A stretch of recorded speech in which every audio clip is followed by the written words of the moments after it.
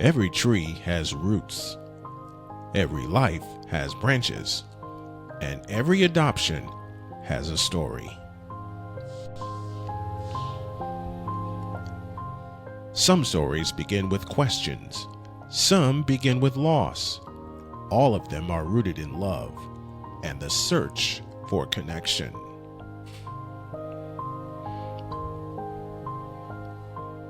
This is Janet Monroe, and this is Roots and Branches Adoption Stories, a podcast where real stories take root and grow. Because the more we share, the more we understand, and understanding helps us grow.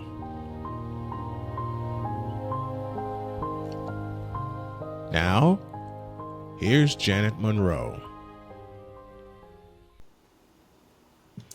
Hello, and welcome to Roots and Branches Adoption Stories. My name is Janet, and I am your host. The roots represent the beginnings, the birth parents, the adoptee, and the adoptive parents. The branches are the far-reaching effects of adoption, the siblings, family members, and friends whose lives are forever changed. Today's story is one that will tear at your heartstrings. It is an emotional story of love, loss, and resilience.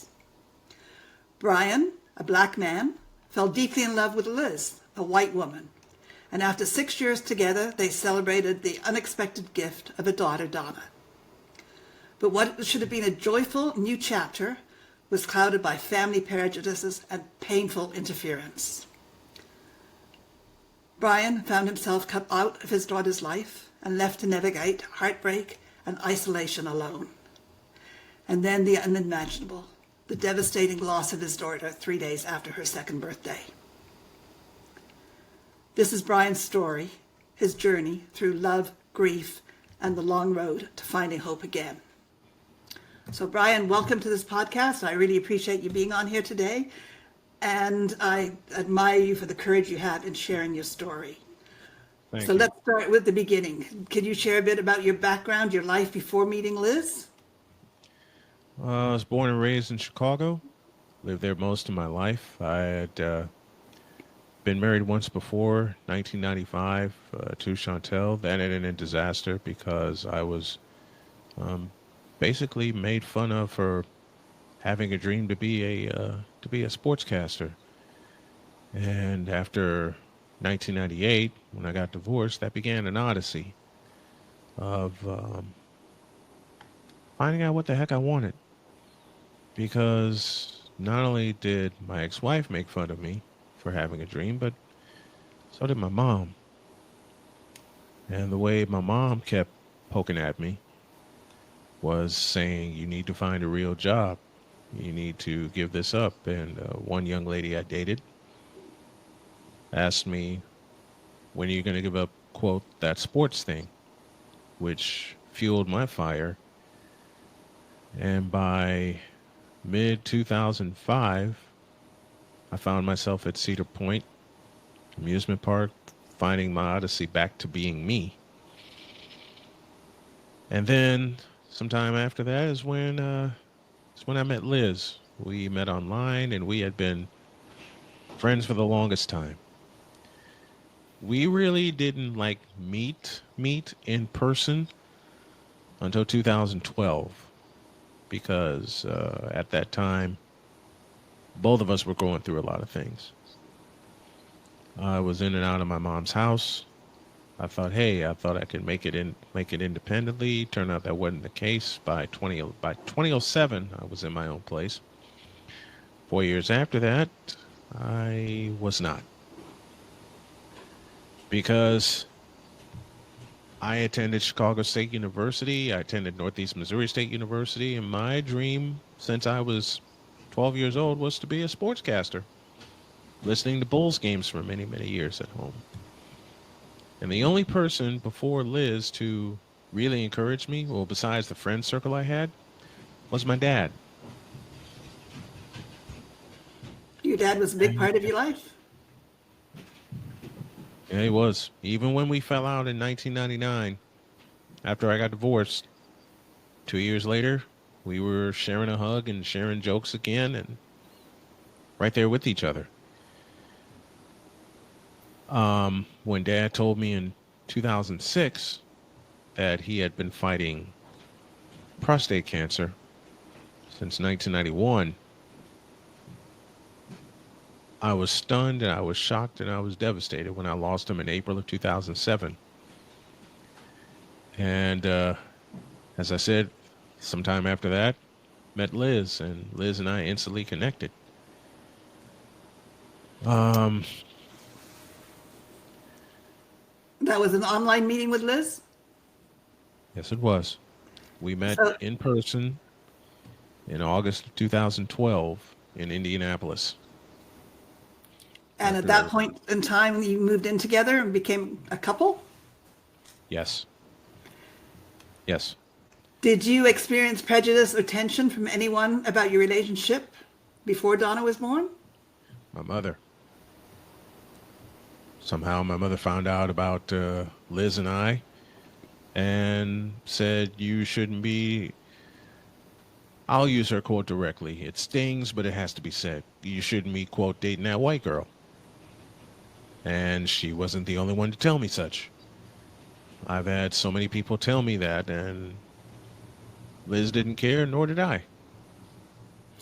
We And were together how did just Liz's fine. parents react to you? Oh boy, 10 times worse. Because they had only heard of me, they had never seen me.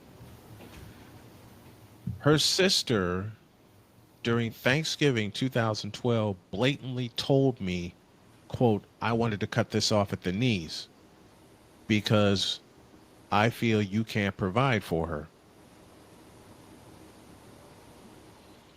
And how did you feel about that? I was hurt. I was angry. I felt like, when am I ever going to get a break, man? When am I ever going to be looked at for being a man and not for the color of the man I am? That's still very prevalent. Even more so today. Even more so. So you were with Liz then, back, basically you were living together for about a year, Hmm. and then you had the birth of Donna. March 2013. So take us Um, back to the day that Donna was born. I'll take it back a day before that. Liz could not sleep at all the night before. And I didn't even think to connect that Liz was pregnant because she had had stomach problems before, but they had subsided. These got really serious really fast. And we thought they were going to subside again, and they didn't. They were very, very persistent. So I took a chance and I called an ambulance. And I described to them what's going on. They flew in. I was living in Indianapolis at the time. They flew to our apartment, and I rode with Liz to the hospital. And that's when I got the shock of a lifetime because they wanted me out of the patient treatment room. They wanted to run some tests. And I said, that's fine. And then that's when doctor pulled me back in and said, you need to come in here. And I walked in there and Liz looked me in the eye and she said, I'm having a baby today. And And as how soon did as you feel when you heard that? I fainted, Oh, I, okay. I, I didn't feel anything negative. I was just stunned into silence. And then I got excited because I'm becoming a father. Well, in the back of my mind, it played in. I said, okay, now I really know what I have to do. I have to move the base of my broadcasting operations to Indy. And I'll just have to commute back and forth because I had a client in Indy. And I also had a couple of clients in Chicago. And I'm thinking, okay, I can make this work. I'm just remembering everything that Dad taught me. You know, you got a couple of pieces, put them together slowly, do it the right way, and you can do it. And Liz and I had already talked about me like really permanently moving to Indianapolis, basing my operations there. And I asked her, I beg your pardon, what about Roosevelt in Chicago and Trinity International, because I still have contracts with them. And she simply told me, we'll get back and forth. We'll make sure you keep those contracts. Just as long as you're helping out around the house, you're fine. Like, okay. So I was excited. I welcomed the daughter. Donna was born March 6th. Um, and every paternal instinct kicked into high gear when she woke up, when she needed to be changed, how she needed to be changed. And I knew nothing about that going into this. I knew nothing, but all of a sudden that knowledge just kicked in. How did you feel about not realizing that Liz was pregnant? Because she said Liz didn't realize it either. So that, yeah. Is it threw me for a loop. it, I know it it really would throw me for a loop as well. it threw me for an absolute loop. I said, "Wait a minute, did you?" And she looked me in the eye. I said, "Did you not know?" And she says, "No, I had no feeling. I had no clue. Nor did I. I could not." And to be perfectly fair, I had not been with a woman who had been pregnant either. I've only been told stories about it, but at age 40, that's when it yanked me right in the face. It said, "Your woman's pregnant." And no signs showed. Yeah, that would be a shock all of a sudden to find out that that particular day you were having a baby. But that's all right because you had that baby. And what hopes and dreams did you have for your life as a family at that time? Where did you see yourself going at the time of Donna's birth? I I did interviews with a lot of coaches, and I see that their wives and their children were with them, and that's what I saw. I saw Liz and my daughter Donna being there with me when I'm strapped to a headset calling a game, and just picking up Donna and lifting her over my head and kissing my family and saying, "Let's go home. Let's have some family time." That's what I saw. And the more that I built my business, the more time I was going to have with them, and the more fun I was going to have with them. Until you became a teenager, right? But when did you first realize that Liz's parents were trying to push you out of Donna's life? Day she was born, and it didn't start with her. It didn't start with her family. It started with her friends. And one of her friends came flying into the hospital. I'm still in a state of shock. And one of her friends came flying into the hospital and said, "You need to leave now." And I said, "Why am I leaving my fiance and my baby?" "Because Liz's family is on the way." "Bring it on." "But aren't you?" And she looked at me, "Aren't you afraid of what they're going to say?" "No, because I'm here for Liz and I'm here for my baby. Anybody tries to stop me, they have me to deal with." Had you met Liz's parents prior to this, Liz's family prior to? Thanksgiving 2012 was the only time I met them before then. And that conversation, especially with her sister, didn't go well. That was the Um, guess who's coming to dinner kind of conversation? yep. Liz didn't want to go to Thanksgiving dinner, quite honestly. And we hadn't planned to go, but she got talked into it. And she introduced me, and surprise, surprise, and her sister pulled me aside away from Liz, and that's when I got very protective, and that's when Liz's sister told me we wanted to cut you off by the roots because we didn't trust you. We didn't think you'd be able to provide, and we didn't think you'd stick around. I looked her sister in the eye and I said, why didn't you just ask? Instead of making all these assumptions, why didn't you just ask me? So a couple of days after Donna was, I'll tell you what, a week after we brought Donna home because she had to stay in NICU for a little while. A week after we brought her home, her aunts and her uncles bombarded us. One of her uncles was the bravest one of the bunch because he was the only one that had the guts to pull me aside and said, what are your intentions toward my niece? I flat told him, I'm going to put a ring on her finger and I'm going to raise my daughter with her. Next question. He shook my hand. He said, that's what I wanted to hear. And I told him, I'm not telling you this just because I want you to hear it. I'm telling you this because I mean every word of it. A lot of mixed reactions after Donna was born. And not only did I get a lot of hatred from her family, I got a lot of hatred from my mother and my sister. All right, so after Donna was born, you and Liz were parted, and Liz and Donna went to her parents, and you ended up going back to your parents. How did that hit you? Like a punch in the gut and the kick in the face.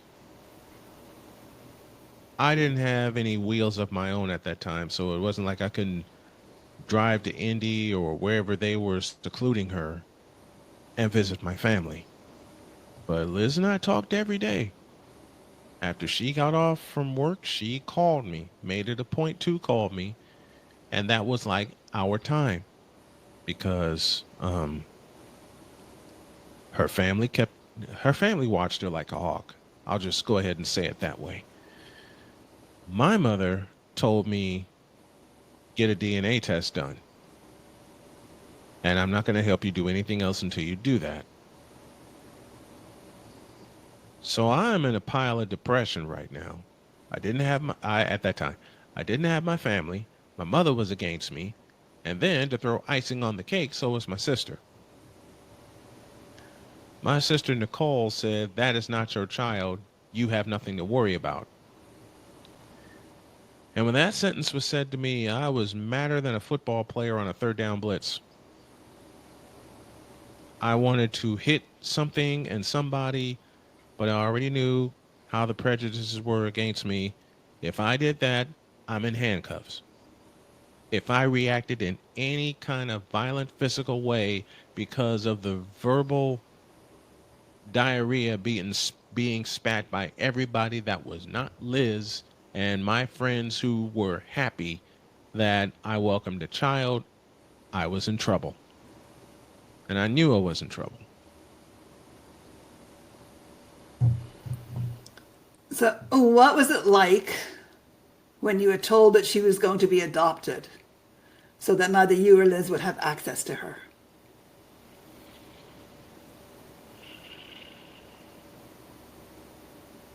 That was the first time I lost Donna, and I was hurting. And they sprang it on us. They sprang it on us while Donna was having a checkup. And at the time, there was nothing I could do. I was living with my mother. I zoomed back to Indianapolis just to see my girls and to make sure they're okay and to promise them I'm going to get my act together and then I'm going to come get you guys. And that's when we were told that we are putting Donna up for adoption and there's nothing you can do about it. I don't understand, because of Liz's age and your age, how you can be told that your child at that point is going up to adoption and how you had no say in that. I'll answer that question for you. Money. Money bought protection for the wrong people. Not saying that it was wrong to protect Donna, but it was wrong to take the protection out of the hands of the people who loved her most. Money bought that. Money bought that. Money bought the nerve. Money bought the decision. And we were out of it. We were left out of the decision. And Liz knew her family much better than I because I was ready to go to war. But then I realized I would be fighting it, minus Liz, I realized I would be fighting it alone because my mother didn't care, nor did my sister. So Right. it was basically everybody against us. So this adoption that it was arranged, was it a private adoption? Did Donna's parents know the people that were adopting? Sorry, did Liz's parents know the people that were adopting Donna, so that Liz could still be in her life as a like an open adoption, or was it a closed adoption where Donna was taken and you didn't have any contact? Liz's family set the whole thing up. Liz's family set the whole darn thing up. They kept it they kept it within their family so they could have access to Donna and Liz could have access to Donna, but I could not. They set they set all the wheels in motion behind our backs. And I'd want to say I didn't know what I will say honestly, I didn't know what the heck was going on at the time. I just knew my fatherly instinct was telling me my daughter was being rudely taken away and it wasn't fair. And on top of that, I couldn't do anything about it because I didn't have the money to fight. I had everything else. I had the nerve. I had some direction going. I had some direction going with my business. I had just landed a job in Chicago at the time, but unfortunately, they were already established. They were already established, and I couldn't do a thing about it. It was an it was an armada against me. And that you associate with the racial prejudice between being a white woman with a black male? I absolutely do because I've seen it more than once. And then being a part of it just not only did it put more pressure on me, it gave me more nerve than ever. I've seen it too many times. I've seen a black man get ostracized because he was in an interracial relationship that produced a child. I've seen it too many times. And now I'm in the middle of it. So, how did your life continue after that, between Donna's birth and Donna's passing? I sank. I will just be totally real with you. I sank. The only thing that kept me alive was doing my broadcasting and broadcasting my games. Because after I went to see her and Liz in 2014, it was Donna's first birthday. She turned 1. She turned 1. And Liz was sending me all kinds of pictures with her growing progress. You know, 7 months old, 8 months old, 9 months old. I didn't think I would see Donna again. So I kept all those pictures and I still have them. When I found out that she turned 1, when I realized, I should say, that she was turning 1, out of the blue, I get a message from Liz saying, "Come to Indy. Your daughter's turning 1, and plus I want to see you." You didn't have to tell me twice. I told everybody that mattered. For the next 5 days, you will not see me or hear from me. I have something very important to do. That was a reunion with my family.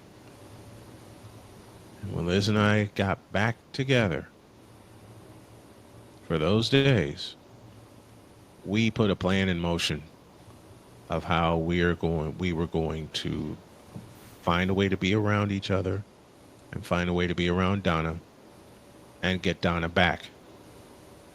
Get our own place.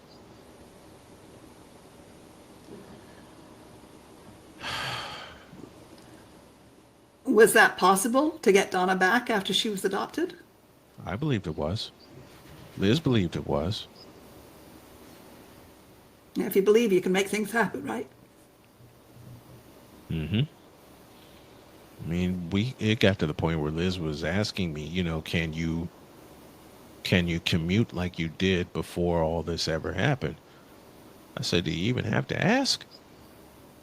I'll do whatever the heck I have to do to see both of you. After that, game on.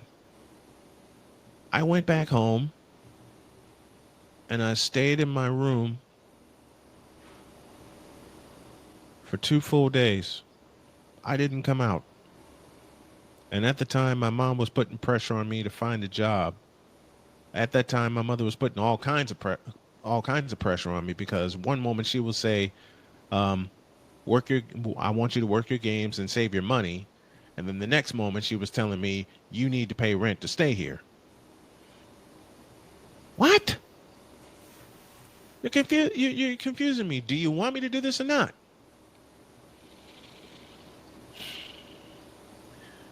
3 days after I got back from Indy, all hell broke loose because someone took a picture of me and Liz, and it somehow got back to her family, and all communications were severed. Did you have any notification that communication was going to be severed, or did it just get cut off? Just got cut off. They changed their number. They changed all forms of communication. And it took me a while to figure it out. And I broke. I broke.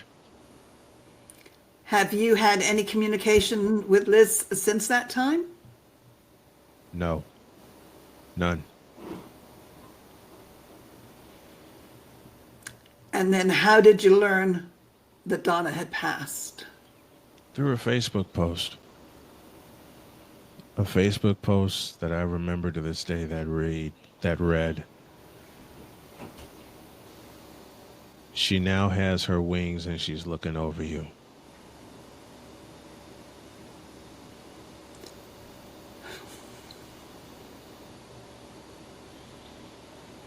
Worst day of my life.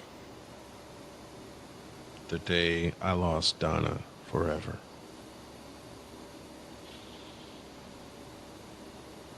And at that time, I was going through a very abusive relationship. Very abusive. The young lady I was dating knew about Donna, knew about everything that was going on. And at every chance, she threw it against me. This should tell you you're not ready for fatherhood. This should tell you how bad of a father you would be. This should tell you that you need to concentrate on other things. Imagine being a parent, fighting the fight of your life, and you get those words, or a combination thereof, thrown at you.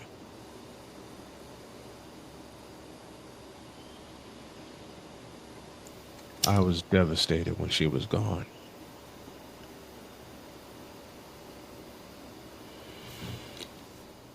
When you learned that she was gone, that just aggravated the grief and the isolation that you already felt in because you were no longer with Liz and Donna, right? So how did your mental health get affected after that? Was depression worse? Your abusive relationship, did that end? How did you climb out of that?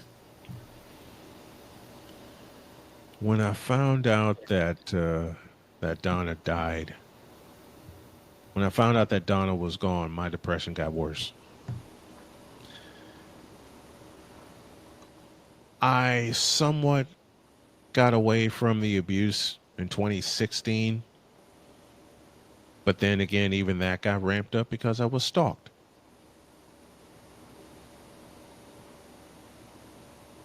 The ex had me followed.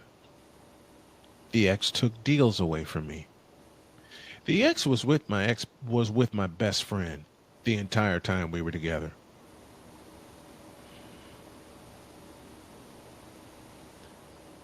And in December of 2015, I called him and unloaded I told him everything that was going on with what the ex was doing to me, with how I was feeling about losing Donna, and how I felt I would never be a father. And for some reason, instinct kicked in, told me those two were fooling around. Well, they confirmed it a week before Christmas. And I sit here and think, how come they can have each other and I can't have my family? I drove to Chicago. I found a wide open field. Now, it was December of 2015, and I went completely off. I yelled myself hoarse, and I was in a depression for the better part of almost 2 years, to the point where it landed me in a mental hospital for a week, cut off from the world. My depression got so bad that I was thinking of ways of ending my life. I didn't care anymore. Even though I had found a job to get myself back on my feet financially, it was not with the same purpose. I had no games to broadcast. No schools wanted to take me on and at least take a risk on me. I literally had nothing.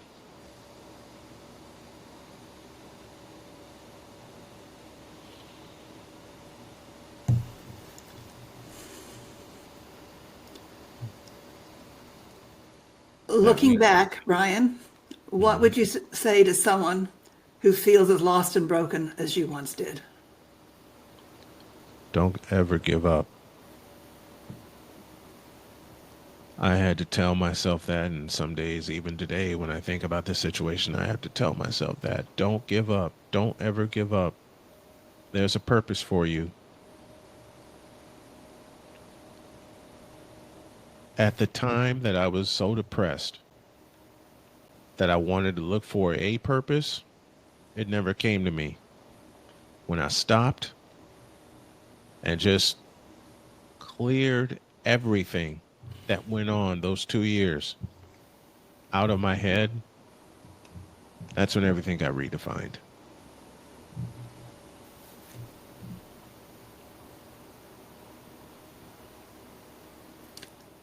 What does healing look like for you today? Well, healing has a big smile on her face. Healing has a sense of humor. Healing has four grown daughters that have been that she introduced to me. Healing has my son, who is 27. He was introduced to me. It has animals. It has me back on my broadcast grind. It has support that I have never had before, not like this. It's got this microphone in front of me. And the biggest part of my healing, her name is Jody, aka Dr. K.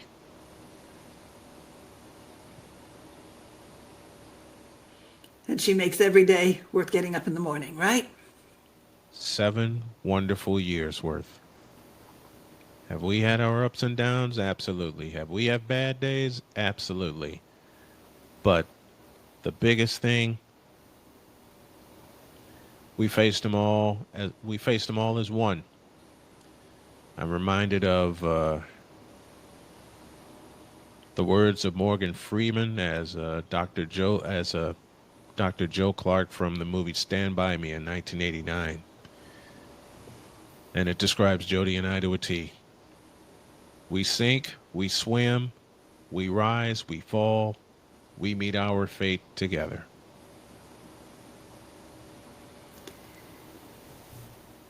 If you could send a message to Donna right now, what would you want her to know? Daddy loves you. Daddy misses you. Daddy's not giving up. And Daddy's got this picture of you with your big smile, not only in my phone, but in my heart. Daddy's going to be okay. What do you hope that listeners will take away from your story?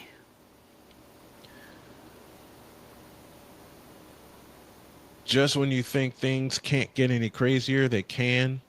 Just when you think men can't go through any more, they can. And just when you think men are not allowed to fight back, they give themselves a reason to fight back.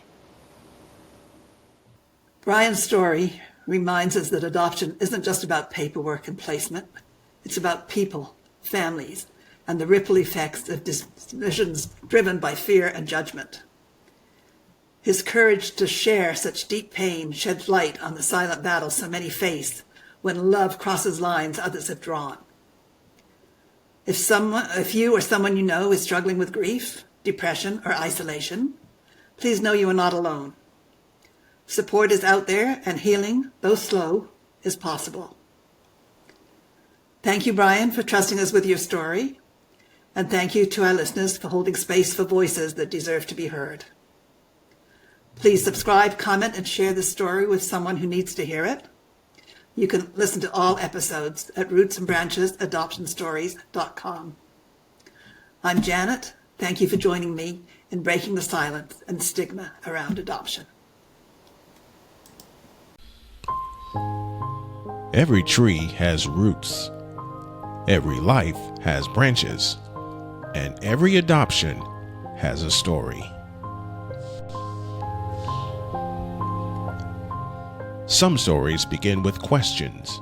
Some begin with loss. All of them are rooted in love and the search for connection.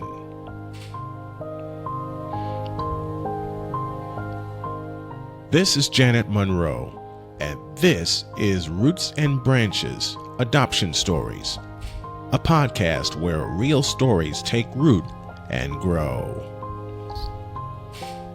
Because the more we share, the more we understand, and understanding helps us grow.